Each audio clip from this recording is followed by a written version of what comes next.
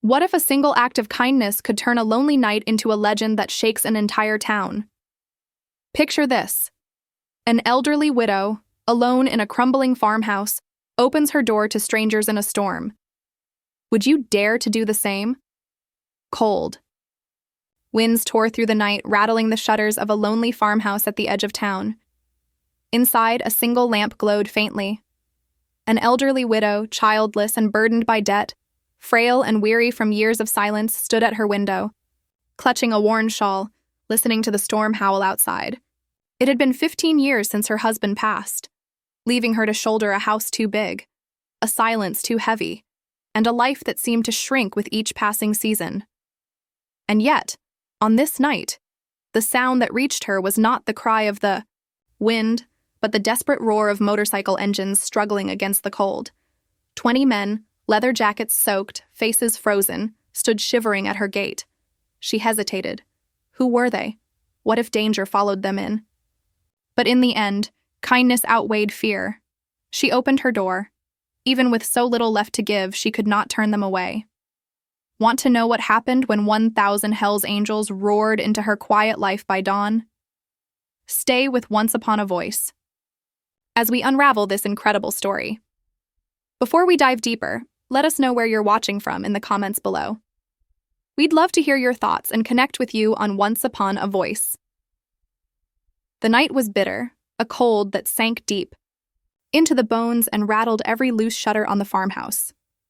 Inside, an elderly widow named Martha sat hunched by a small lamp, her shawl drawn tight against her shoulders. The house was silent, too silent. 15 years had passed since her husband Henry died, and the rooms that once rang with laughter had long since fallen quiet.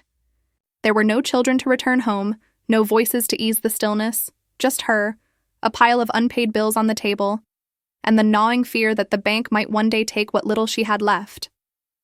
Martha had never imagined her life would narrow to this, a woman alone, drowning in debt, the world forgetting her existence one season at a time. And yet, despite it all, she carried herself with a quiet resilience. Her days followed a rhythm so steady it bordered on ritual. She rose before dawn, boiled water for tea, and sat at her kitchen table, staring at the same view Henry once loved, the field stretching far beyond the frost-bitten glass. She would feed the birds, tend to the few surviving plants in her garden, and then retreat indoors where time moved in slow, heavy steps. Neighbors drove past her property without stopping. They knew who she was, but rarely called. Some said she preferred it that way, a widow clinging to memories rather than people. Others whispered that her sadness made conversation too heavy, too uncomfortable, as though they might catch her loneliness if they lingered too long. And so, the visits dwindled, and her name faded from the lips of the community around her. But Martha did not complain. She carried her solitude as if it were part of her, a companion as familiar as her own reflection. When night fell, she would sit by the fire in Henry's old armchair, her hands clutching a worn shawl he once bought her at a county fair, the fabric fraying but still scented faintly of cedar.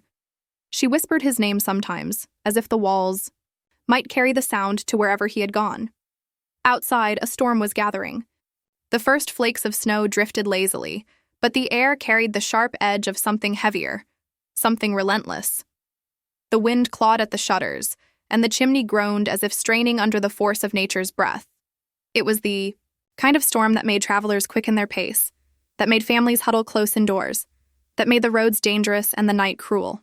For Martha, it was another reminder of how vulnerable she was in this big, empty house. The storm outside thickened, cloaking the house in a veil of snow. The shutters banged like distant drums, and Martha drew her shawl tighter. It was a night, like many others, lonely, weary, filled with the echoes of memory. And yet, something stirred in the air, something she could not name. The farmhouse stood fragile against the howl of the wind, but what was coming would not be carried by the Halbaya storm alone. The storm had swallowed the night whole. Snow lashed across the fields like shards of glass, and the lonely farmhouse groaned beneath the weight of the wind. Inside, Martha sat in her chair, shawl pulled tight around her shoulders, listening to the storm with the weary patience of a woman who had seen many winters. She thought she knew this sound, the whine of the wind, the crack of a branch, the restless groan of the earth. But then it came. At first she thought it was thunder, a rolling growl beneath the storm.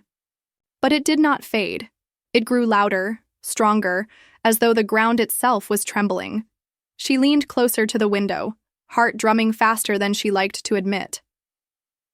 Through the blur of snow and darkness, faint pinpricks of light appeared, weaving, bouncing, multiplying. 1 became 5, 5 became 10, then 20. Headlights cutting through the storm like fiery eyes in the night. Engines, the sound pressed against her walls, low and guttural, shaking the glass in its frame. Martha froze, her breath catching in her chest. Motorcycles, here, at the farthest edge of town, in the middle of a blizzard? It made no sense. Yet there they were, 20 figures, leather-clad, soaked to the bone, their bikes huddled together like beasts seeking shelter. The air outside seemed to shiver with their arrival. The riders dismounted, their boots sinking deep into the snow. They stood in the glow of their headlights, steam rising from engines that fought to stay alive against the cold. Their faces were shadowed beneath helmets and scarves, but their bodies told the story. Shoulders hunched, arms clutched against the cold, movements stiff with exhaustion. These were not men out for the joy of the ride. These were travelers, stranded, caught in a storm that threatened to consume them. Martha's breath fogged the glass as she peered through the curtain. She felt her chest tighten. Fear coiled in her stomach. She was alone, fragile, with nothing but a lock and a door between her and 20 strangers. Her mind raced with possibilities. Who were they? Where had they come from? Why her gate, her house, her quiet little world? The knock came, slow, heavy, a fist against wood, muffled by the storm, but unmistakable. Once, twice, 3 times. Martha did not move. The second knock followed, louder, insistent, carrying a weight that made her flinch. She clutched her shawl tighter, her fingers trembling against the fabric. Her eyes darted to the old telephone on the wall. Should she call the sheriff? Would anyone come through the storm in time? Or would she be left to face whatever stood at her door alone? The knock came again. This time a voice followed, deep, rough, yet strangely steady. "Ma'am, please, we're freezing out here." She hesitated, torn between instinct and compassion. Every caution she had ever learned screamed at her to stay behind the lock, to let the storm swallow them, to protect herself from what might come if she opened that door. And yet, another sound rose inside her, not from the storm, not from the men outside, but from memory. Henry's voice, clear, as if he were standing beside her once more. "Always help the traveler, Martha," he had told her long ago. "Even if he looks like an enemy, the road changes a man. Sometimes all he needs is a place to rest." She swallowed hard, the weight of his words pressing against her fear. Slowly, she rose from her chair. Her knees ached as she crossed the wooden floor, each step echoing too loudly in the silence. At the door, she paused, her hand hovering over the latch. The storm howled outside, carrying with it the rumble of idling engines and the murmur of 20 men waiting. She could feel the cold seeping in through the cracks, biting at her skin as if reminding her of what they must be enduring. Desperation clung to the air. Still, doubt lingered. What if danger walked in with them? What if opening this door meant she would never see another sunrise? Her fingers touched the latch. For a moment, she closed her eyes. She saw Henry's smile, felt the strength of his hand in hers, heard once more his quiet faith in people, even strangers. The memory steadied her, trembling. With a breath as fragile as it was brave, Martha turned the latch and pulled open the door. Snow and wind rushed inside, swirling around her shawl. Beyond the threshold stood a figure, tall, broad, his leather jacket soaked, his beard frozen with shards of ice.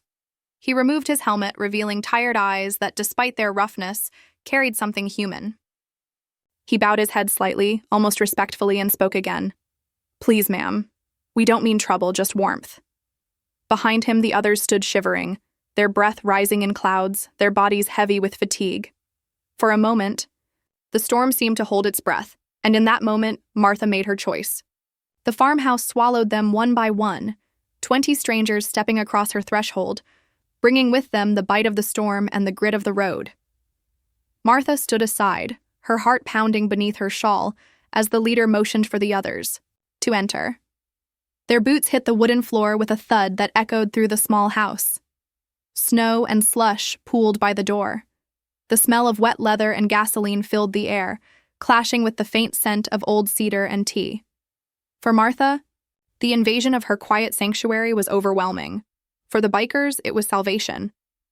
They moved cautiously, shoulders brushing against one another in the narrow hallway, helmets pulled away to reveal faces worn by the wind, scarred by years of hard living. Some nodded at her as they passed, murmuring a low, "Thank you, ma'am," in voices hoarse from the cold. Others said nothing, their eyes darting around the room, scanning the walls, the photographs, the woman herself, as though calculating where they had landed and what sort of soul had opened the door to them. Martha's hand lingered on the latch even after it was shut. She could hear the storm battering against the windows, desperate to get inside again. But the storm was no longer her greatest worry. It was these men shedding their soaked jackets, unbuckling gloves stiff with frost, shaking off the night's cruelty in her living room.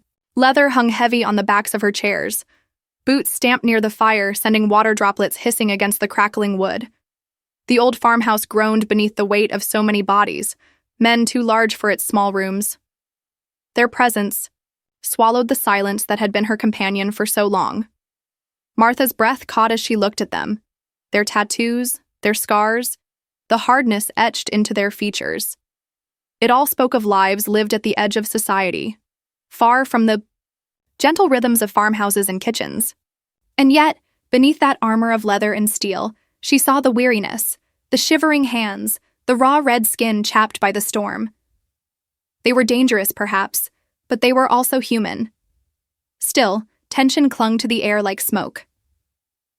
Two of the men whispered to each other, their voices low, eyes flicking toward the door, as if unsure whether to trust the shelter they had found. One sat with his arms folded tight, glaring at the fire as though daring it to warm him.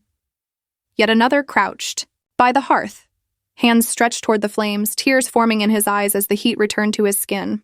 Gratitude and suspicion shared the same space, pulling the air taut like a wire about to snap. Martha steadied herself with a breath. She did the only thing she knew, what her hands had always done in times of fear. She went to the kitchen. The sound of her small footsteps echoed against the heavy boots behind her.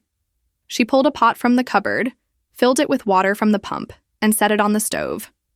Her hands trembled, but they did not falter. Bread, she had baked 2 loaves. The morning before, a habit that lingered long after she stopped expecting visitors. She sliced them with slow precision, her knife gliding through the crust. Butter, kept cool by the winter air, softened in the heat of her hands. She laid out what she had, plain and humble, and the smell of it drifted into the room like a memory of gentler times. One by one, the men looked toward the kitchen. They shifted in their seats, their hardened expressions softening just slightly as the fragrance reached them. Hunger overcame suspicion. Martha ladled steaming soup into chipped bowls, the broth thin but hot, and carried them into the room. The men accepted them with hands that shook, not from anger, but from cold and need. A murmured, "God bless you," rose from one corner. A quiet, "Thank you, ma'am," from another. Gratitude awkward and restrained, but real. Yet still a few remained silent, their eyes watchful, their posture stiff. They accepted her kindness as if it were a transaction rather than a gift, as if trust could not be purchased with bread and soup alone. Martha noticed, but she did not judge. She had learned long ago that appearances rarely told the whole story. Her thoughts drifted backward beyond the storm, beyond the strangers, to another time. Henry? She saw him in uniform, standing tall in photographs now yellowed with age. Her husband had been a soldier before he was her companion. He had known war, hardship, the edge of survival. He had told her once, his eyes distant, that the fiercest faces often hid the kindest souls, that a man who looked like an enemy might one day save your life. It was that memory that steadied her hands now. As she moved from man to man, offering what little she had, She remembered Henry's quiet lessons. Do not let fear blind you. Do not mistake roughness for cruelty. Do not forget that every stranger carries a story you do not know. The farmhouse, once hollow with silence, now hummed with life, uneasy, fragile, but alive. The storm outside roared, but within these walls, another storm brewed, one of suspicion balanced against gratitude, fear tempered by mercy. What if the walls of a lonely farmhouse could hold more than silence? What if they could cradle stories that change lives? Stay tuned with Once Upon a Voice as we reveal how one night transformed everything. The night stretched on, the storm outside clawing at the walls as if determined to remind everyone in that house that winter was merciless. Inside, the fire cracked and hissed, spitting sparks against the stone hearth, its glow painting faces that were equal parts weary and wary. The room was crowded now with leather jackets draped over chairs, boots lined in a row that muddied her wooden floor, and the heavy silence of men who had learned not to trust the kindness of strangers. But slowly, almost reluctantly, that silence began to fracture. One of the younger bikers, his face drawn and pale, let slip the story of their night. Their convoy had been strong when they set out, a wall of engines tearing across the interstate. But the storm had scattered them. Some had turned back. Others were swallowed by the cold in the distance. These 20 had pressed forward until the road itself seemed to vanish beneath the snow, and desperation drove them to the faint light glowing in Martha's window. Martha listened carefully, her hands clasped tightly in her lap. She saw beyond the bravado of the leather and chains. She saw men whose shoulders carried burdens heavier than the storm. One shifted in his chair, and she caught the glimpse of bruises that snaked up his arm, fading purple against pale skin. Another winced as he bent forward, exhaustion painted in the lines under his eyes. These were not men untouched by struggle. They were carved by it. For a moment, her mind drifted backward to the years when her husband wore his army uniform, shoulders squared, eyes shadowed by things he never fully shared. He used to tell her that life on the road or in the field stripped men bare, that it was in hardship you saw their truth, not in how they looked, but in how they carried the weight laid upon them. Martha remembered those words now, seeing past, the rough exteriors before her. Across the room, the leader sat apart, his back straight, his presence commanding without a word. His eyes were sharp, watchful, taking in every movement, every flicker of expression. Martha found herself meeting his gaze more than once, and though his face gave little away, there was something there, something that softened ever so slightly when she offered another slice of bread, or when her trembling hand set down a fresh cup of steaming broth before one of his men. Later, when the fire had burned lower and the shadows grew longer, Martha found herself in the kitchen, refilling a pot with water. The leader had followed, his heavy boots landing softly on the old wooden planks.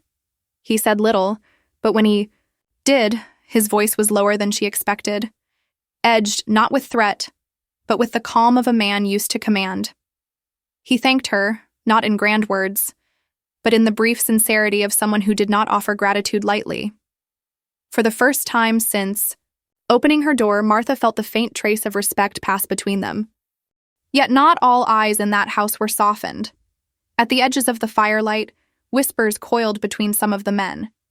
Their voices hushed, but not lost entirely. Laced with suspicion, questions rose. Who was this woman to open her home to them so freely? What did she want in return? Could kindness be trusted in a world where betrayal was common currency? The storm raged louder outside, but it was the storm inside, the thin fracture of doubt among the bikers, that seemed to chill Martha most. She stood at the threshold of her own kitchen, feeling their eyes on her back, and for a fleeting moment, she wondered if she had welcomed safety into her home or something far more dangerous. The fire had settled into a steady glow, the kind of fire that did not shout or blaze, but breathed slow and steady like the heartbeat of the room. Its light reached into the corners, softening the shadows that had once loomed so heavily over Martha's parlor. Smoke curled lazily up the chimney, carrying with it the scent of charred oak and damp wool drying by the hearth. The air was thick, with warmth now, but it was not only the fire that pushed back the cold. It was something else, something unseen that had begun to stir between the strangers gathered there. Martha sat nearest the hearth, as if anchoring herself to the light. Her hands, worn and fragile, lay folded tightly in her lap. She could hear everything: the shuffle of boots as men shifted in their chairs, the low rumble of voices trading half-whispered words, the creak of the wooden beams that had held her house together longer than she had been alone. Each sound carried weight, but none pressed on her chest as much as the silence she had carried for years. And then, without quite intending to, she broke it. Her voice slipped into the room like a thread of smoke, thin at first, uncertain, but impossible to ignore. She told them about her husband, not just that he was gone, but who he had been before the world had taken its toll. She spoke of how his laughter used to roll through these rooms, how his presence had filled the house so completely that even the walls had seemed to hum with life. And then she told them of the war, of the nights she had waited for letters, of the mornings when the mail came and her heart sank when none bore his handwriting. She told them of the day he returned, not the man she had kissed goodbye, but a quieter, heavier soul, one whose eyes carried battles that no one could see. Her words wove through the firelight, trembling but steady, carrying with them not just grief, but years of silence breaking open. She confessed the ache of waking to an empty bed, of walking through rooms that once echoed with footsteps, and now only with her own. She spoke of dinners eaten alone, of holidays spent staring at a chair that would never again be filled. She told them how her husband's support would have helped save her from debt and the dilapidating farmhouse she now lived in, her loneliness, and a lot of things widows go through. And when she admitted that she sometimes talked aloud to the walls just to hear a voice other than her own, her voice faltered, but she did not stop. The room shifted with her honesty. Men who had entered her home with hard jaws and guarded eyes now sat frozen, listening. One rested his elbows on his knees, staring into the fire as if its flames replayed his own memories. Another leaned back, arms crossed tight against his chest, though his face betrayed the struggle of a man trying not to let emotion rise too freely. A younger one, whose tattoos climbed his neck like ivy, rubbed at his eyes roughly, pretending. It was the smoke that stung. The leader remained still, but his gaze was fixed on Martha. Hours earlier, those eyes had been sharp and assessing, ready to measure threat in every shadow. But now they softened, not with pity, but with recognition. He too seemed to know what it was to lose, what it was to carry silence that shouted louder than any noise. Then came the voices of the men, not loud, not boastful, but low and raw, each word pulled up like a stone from deep water. One spoke of a brother he'd lost overseas, his voice cracking as he described the empty chair at his mother's table. Another admitted he had never stopped hearing the echo of gunfire, even in sleep. A third told of nights on the road, when the silence grew so heavy it felt like a coffin pressing down on his chest, leaving him gasping for air. Not all of their scars had been earned in uniform, but all were real.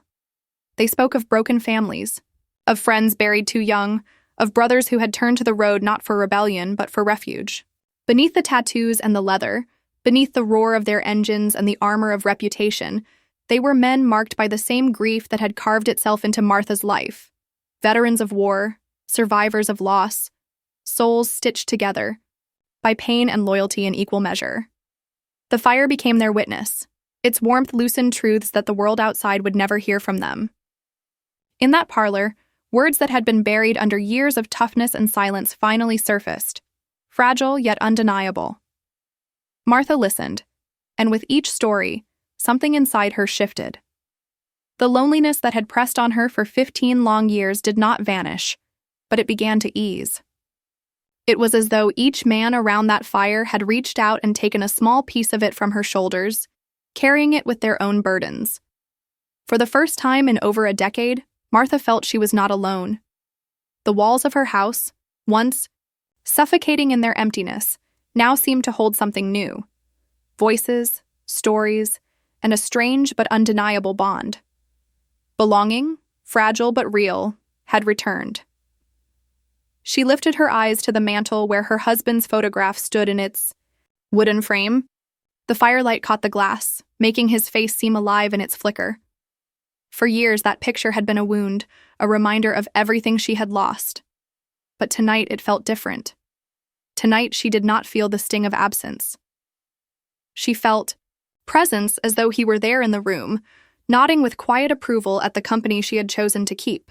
The fire crackled louder, and for a moment, the storm outside seemed to fade beneath the weight of what was unfolding within. Every hour seemed to fold into the next, until night itself felt endless. The farmhouse was no longer a place of temporary shelter. It had become a sealed chamber, a vessel carrying its unwilling passengers through the storm, each soul inside left to confront whatever truths the dark might stir awake. Martha sat by the hearth, her husband's photograph catching the flicker of the flames.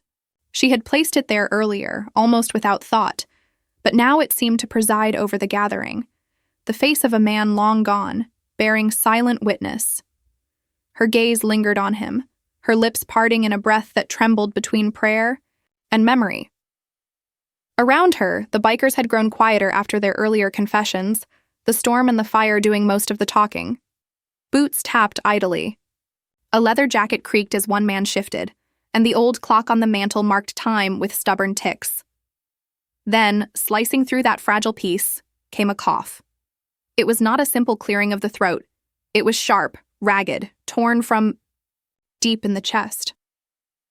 The sound made heads snap around. A second cough followed, harsher still, and a young man slumped forward, his shoulders hunched as though the air itself betrayed him. His breath came fast, uneven, whistling like wind through broken reeds. He tried to wave the concern away, muttering between gasps that he was fine, but his body faltered, and he nearly slid from his chair. Panic rushed the room like a sudden flame. Boots scraped against the wooden floor, chairs groaned, voices tumbled over one another, sharp orders, frightened questions. The smell of leather, sweat, and smoke mingled in the sudden chaos. But in the center of it, Martha was already moving. Her small frame, stooped, wrapped in a shawl that had seen better years, rose with surprising speed. She called for space, her voice carrying not the tremor of age, but the firmness of command. The men, rough and broad-shouldered, fell back without protest, surprised into silence by the authority in her tone. She knelt beside the young man. Her hands, lined with veins and years, no longer trembled. They remembered. These were hands that had bound wounds, cradled fevers, and steadied men broken by battles they did not speak of. These were the hands of a woman who had lived through sickness, through war, through loss, and had kept others alive in the midst of it. Her fingers pressed lightly against his wrist, counting the hurried beats. She studied the rise and fall of his chest, laid her palm against his forehead, and felt the heat there. With movements practiced long ago, she reached for a basin, poured water with steady control, and tore a strip from an old sheet she had kept folded in a trunk.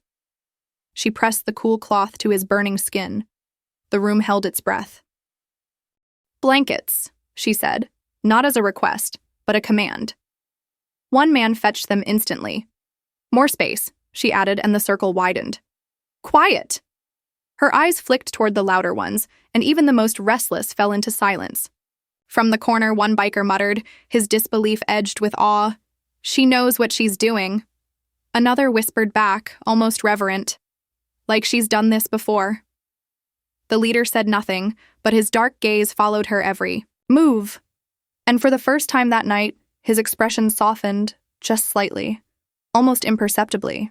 Minutes stretched into what felt like an hour. The storm outside clawed at the walls, but inside, the farmhouse was locked in its own battle, breath against breath, life against silence. The young man's coughing eased bit by bit, though his body shook with exhaustion. Martha propped him with pillows, spooned water against his lips, and laid her hand gently against his cheek. The gesture was not clinical. It was tender, almost maternal. And in that moment, every man in the room saw her differently.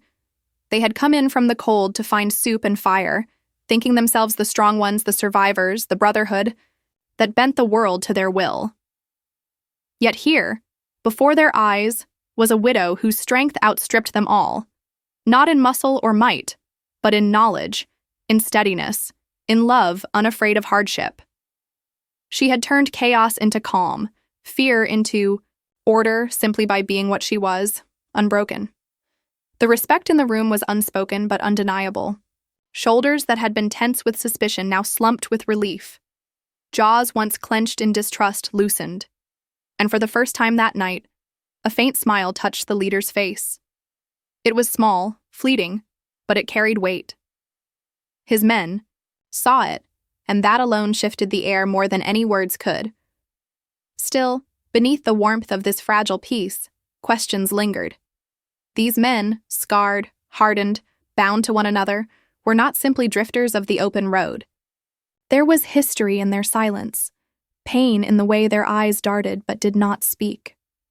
Martha could feel it, as she had once felt the unsaid truths in her husband's silence after long nights at war. There were stories buried under the leather and steel, stories the fire had not yet coaxed out. The storm raged louder outside, rattling the shutters as if demanding to be let in. But within those four walls, something had shifted. They were no longer strangers caught in a storm. They were participants in an enforced communion, souls who had shared fear, trust, and the thin line between life and death. The fire burned steady as her heart beat, and as Martha sat back, the photograph of her husband glimmering at her side, she knew the night was far from over. The storm had finally spent itself. Where hours before the wind had howled and clawed at the house like a living thing, now there was only silence, broken only by the occasional soft groan of ice shifting from the roof. Snow lay thick and unbroken across the fields, dazzling in the pale light of dawn. It was the kind of morning that looked peaceful, even holy, though Martha knew well how deceptive such quiet could be. Inside, the farmhouse still carried the warmth of the night before. The fire had dwindled to glowing embers, yet its heat lingered, weaving with the faint scent of broth and ash.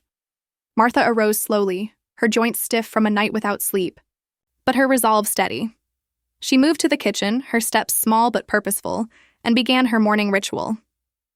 She cracked the last of her eggs into a skillet, sliced what remained of her bread, and warmed milk on the stove. It was not much, but it was something.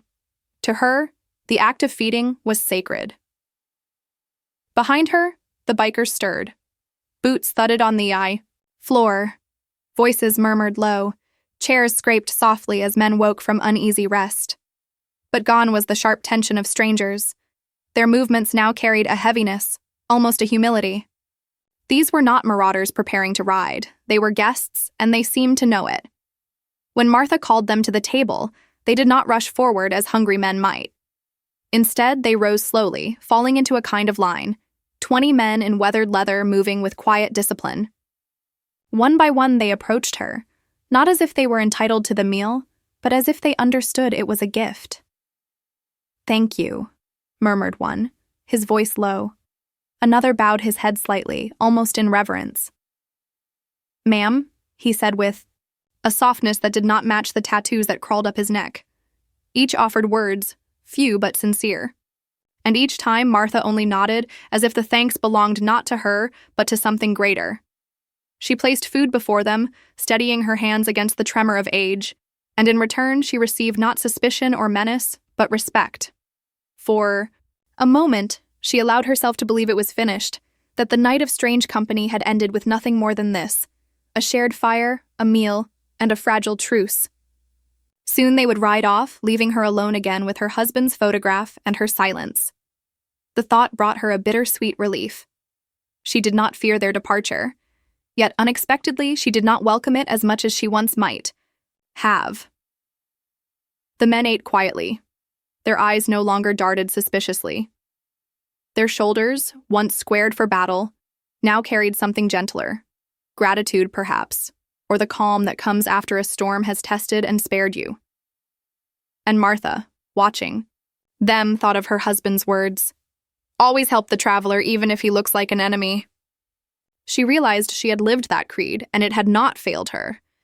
But just as her heart began to settle into the comfort of closure, she felt something stir, not outside, not yet, but within the men themselves. An attention she could not name. Their glances were fewer, but when they came, they lingered at the window, as though listening for something beyond the farmhouse walls. Their silence was not the silence of satisfaction, but of waiting. Martha noticed it, though she told herself, It was only her imagination. She set another plate down, wiped her hands on her apron, and tried to dismiss the unease. After all, the storm was gone. The sun was rising. Surely the worst had passed.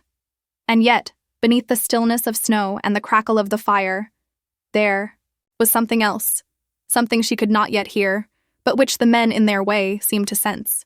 It was as though the night had not ended, only paused, holding its breath for what was still to come. The morning air was brittle and sharp, each breath puffing white against the blue of the clearing sky. Snow glittered across the fields like broken glass, untouched and still. Inside the farmhouse, Martha cleared the table slowly, stacking plates, wiping crumbs with the corner of her apron. She could almost believe it had been a dream. 20 bikers huddled around her fire, 20 hardened men thanking her for bread and broth. But then it came. At first, it was only a vibration underfoot, so faint she thought it the quiver of her old bones. The dishes rattled on the counter. The kerosene lamp swayed, her brow furrowed. And then from beyond the hills, the sound rose, low, steady, unrelenting. It was not the wind. It was not the storm. It was a thunder deeper than nature itself. Engines. Hundreds of them. Martha froze, her hand pressed to the window frame. The sound swelled, multiplied, until it seemed the earth itself was alive and charging toward her. The bikers inside stiffened, their heads snapping toward the sound. For a moment, no one moved. The floorboards trembled. The glasses on her shelf chimed against one another like nervous bells. And then, cresting the rise beyond the field, they appeared, a river of chrome and steel, sunlight catching the polished tanks, handlebars flashing like blades. 1,000 engines roaring in unison, descending upon the narrow road that led straight to her home. Martha's breath caught in her chest. The sight was almost unreal. An army on wheels, leather-clad figures leaning into the wind, the thunder of their arrival rolling across the valley. It was power, raw and absolute, a storm made of men and machines. Her knees weakened. For a heartbeat, she thought this was the end, that kindness had betrayed her, that mercy had invited doom upon her. Doorstep. She stepped back from the window, one trembling hand rising to her lips. 1,000 Hell's Angels. They were not passing through. They were coming here. The ground quaked as the lead bikes swung into her drive. Snow sprayed up beneath their tires. Mud churned beneath the weight of their machines. They did not stop at the edge of her property. They poured in, circling the farmhouse, engines snarling, chrome flashing in the pale light. The sound rattled her chest, pressed against her skull, threatened to swallow her whole. Her quiet street, once forgotten, now roared like a coliseum. Curtains twitched in neighboring houses. Faces appeared briefly in windows, wide-eyed and pale. Children were pulled back from sight. Doors slammed shut. Locks turned. The neighborhood held its breath, gripped by the kind of fear that spreads, faster than fire. Martha stood frozen, framed in the doorway of her home, a lone figure against an army. The men who had shared her fire the night before rose as one. They did not rush, did not panic. They stood, heavy boots echoing against her wooden floors, and walked steadily into the morning light. Their jackets caught the sun, patches glinting, colors bold against the snow. Martha clutched the doorframe as they stepped outside. 20 against 1,000. She feared for them, feared for herself, feared for the fragile bond that had bloomed in her house. The circle of engines tightened around the farmhouse, a wall of steel and leather. The roar was deafening, shaking the windows, drowning out thought. And then, in the midst of that chaos, the 20 men formed a line before her porch. They stood, tall, shoulders squared, faces solemn, not cowering, not retreating, standing. Their presence was defiance and loyalty, and something Martha could not yet name. From her doorway she watched, heart pounding, the world trembling with noise. And though she could not yet understand what it meant, one thing was certain. Dawn had not brought an ending. It had brought the beginning of something far greater. Martha clutched the doorframe, her fingers white against the wood, her chest tight with dread. The vibrations coursed through her bones, and for a fleeting, piercing moment, she wondered if she had made a terrible mistake the night before, inviting 20 leather-clad strangers into her home without hesitation. Her kindness, once so certain, now felt like a doorway to danger. Her neighbors gathered in shadows, too fearful to step fully outside. To them, the sight was apocalyptic, an army of black leather and chrome, pouring down the narrow road like a tidal wave of steel. Children were snatched back from windows. Doors slammed and locked in frantic rhythm, and whispers cut through the silence of homes, all carrying the same sharp warning: the widow has brought trouble to our town. And yet, amidst this chaos, the 20 men Martha had fed only hours earlier stepped forward from her porch. Their boots struck the earth, not in arrogance but in quiet defiance. They stood shoulder to shoulder, back straight, as though bearing the weight of 1,000 watchful eyes. They did not cower. They did not explain. They simply waited, as if prepared to face judgment. Then it happened. At the very front of that colossal wave of engines, one man lifted his hand. It was such a small gesture, almost imperceptible against the forest of handlebars and steel. But in an instant, the 1,000 engines obeyed. The thunder died, cut short in perfect unison, leaving behind a silence so absolute it felt unnatural. Birds dared not sing. Even the wind seemed to pause as, though caught between fear and reverence, Martha felt her breath catch in her throat. Her heart, racing moments ago, now pounded with a heavier rhythm. She stared at the man who commanded such power with a single motion. His shoulders were broad, his presence undeniable. But it was his eyes that held her still, steady, unwavering, carrying not menace but something she could not yet name. Almost gentle. When he spoke, he didn't need to shout. His voice, deep and deliberate, rolled across the crowd as though carried on the silence itself. "These men ride for me," he said, the words hanging heavy, undeniable. Then he turned, his gaze fixed on Martha alone. "And last night, you saved their lives." The weight of it crashed into her like a wave. Saved their lives? She searched his face for meaning, for context, but found no riddles, only truth etched into every syllable. She had opened her home, her kitchen, her heart to men she thought forgotten. But now she saw there was more at stake than hunger or cold. Before she could form a word, a rustle moved through the sea of bikers.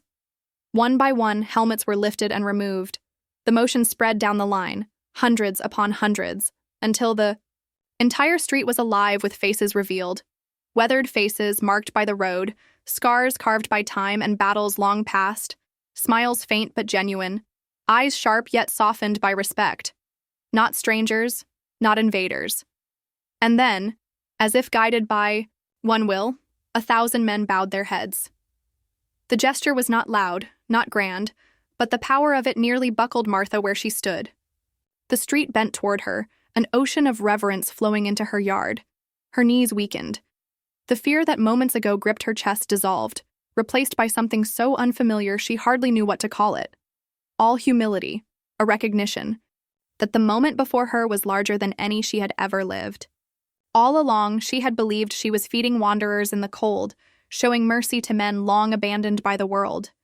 But here, surrounded by their silence, by their deference, by the truth hidden in the leader's words, Martha understood how wrong she was. She was never feeding strangers. She had been feeding family, though she had never known it.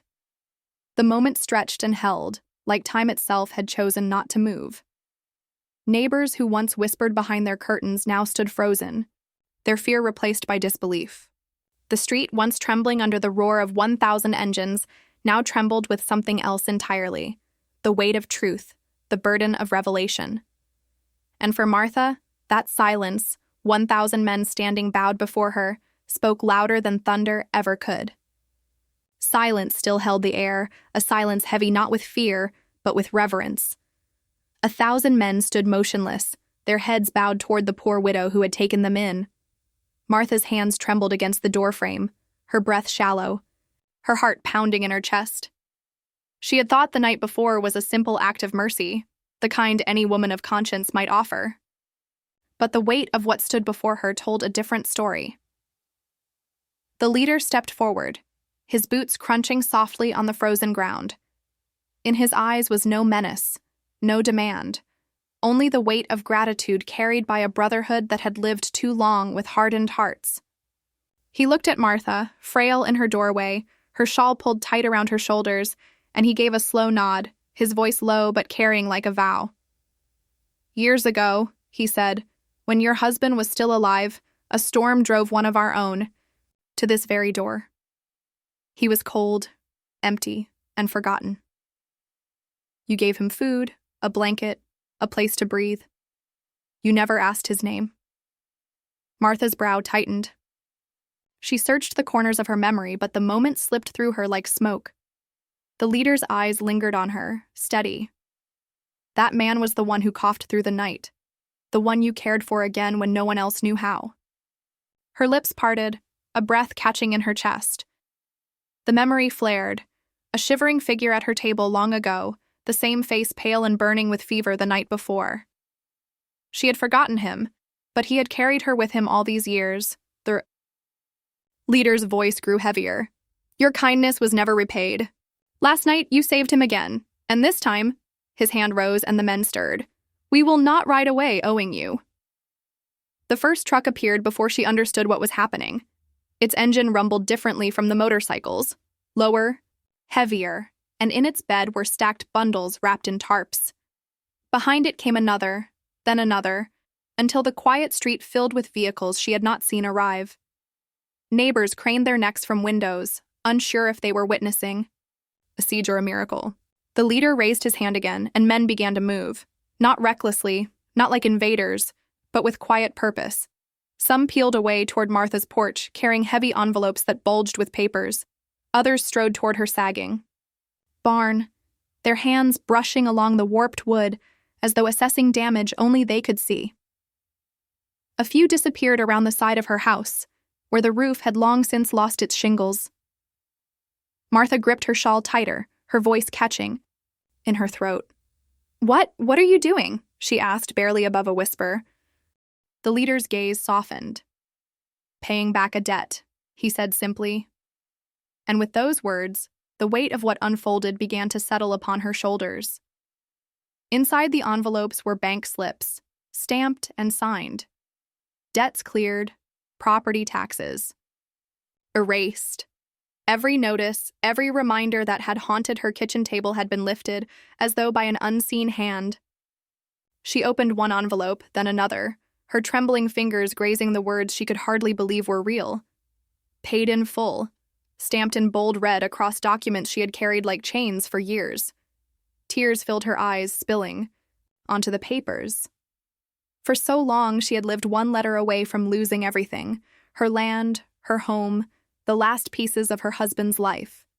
And now, with a stroke of kindness, the burden was gone. But the angels were not finished. Hammers rang against wood. The creak of ladders broke the morning air. Men swarmed across the roof, peeling away rotted shingles and laying down fresh boards with the precision of craftsmen. Others set to work on the barn, reinforcing beams, patching holes where the wind had howled for decades. One man, his arms tattooed with wings, carried buckets of paint and brushes, whistling low as he set them at her doorstep. The sight left neighbors speechless.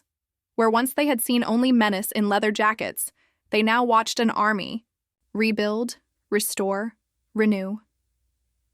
Even the children pressed their faces to frosted glass, eyes wide at the transformation. Martha stood frozen as the scene unfolded. She had opened her door for warmth, offered soup and bread. Now men she had once feared were replacing broken windows, stacking firewood neatly against her wall, filling her pantry with sacks of flour, sugar, and beans. Some had even led a pair of horses from the truck beds, sturdy creatures that stamped their hooves against the frozen earth before being guided into her stable. Everywhere she looked, hands that once gripped throttles and chains now wielded tools with quiet reverence. They were not just repairing a house, they were giving back a life. Martha's tears blurred her vision, but through them, she saw it clearly. The cracked paint of her walls restored to white, the broken fences mended straight, the home that had felt like a tomb slowly becoming a sanctuary once more. It was more than charity. It was a covenant, written not in ink, but in action.